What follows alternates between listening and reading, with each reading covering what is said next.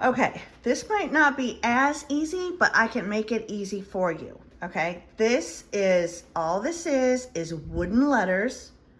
You can get them from Hobby Lobby, or you can get them from the dollar store, or you could get them from wherever. I like to get them from one place because they all match.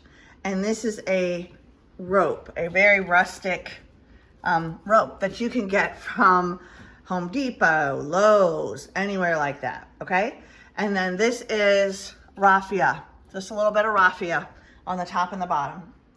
And what I did was I took the rope and I turned the upside I just turned it over and hot glued it, wrapped the raffia around it, and then braided the rope, right? And at the same time, that's what I did at the end. I just stopped it, put the little raffia around it, tied a knot, and then glued that. Now, for the letters, you can see that I just hot glue the letters onto the rope, okay? Now this is inside. In the South, you don't want to do this outside because the hot glue will melt. But these little coffee cups, everybody thinks it looks easy. I actually did this particular piece with markers, believe it or not. Look at that. That is completely done with markers. This is done with an alcohol ink marker. When you put alcohol ink on wood, it gives it a faded look. Incredible. And then these little coffee cups, you can see how they all look the same. They were a stamp, okay? So you do the background, then I did a stamp and stamped these right where I wanted them all the way down.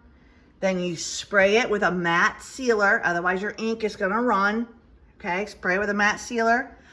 And you can use any form, any word you want. And then I came back in with more markers, and then because I like this rough look, I wanted it to stay kind of transparent. These are all alcohol ink markers.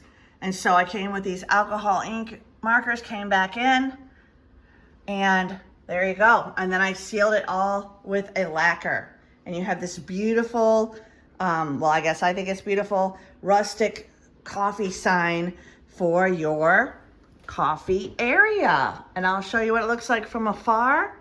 That takes very little effort and it turns out beautiful. I've done this with all sorts of things. You can do words, you can do letters. The trick is you stamp what you want on there, you let that ink dry, and then you go back and you have to spray it with a matte sealer so the ink does not run when you go add color back in, okay? Okay, on to the next one.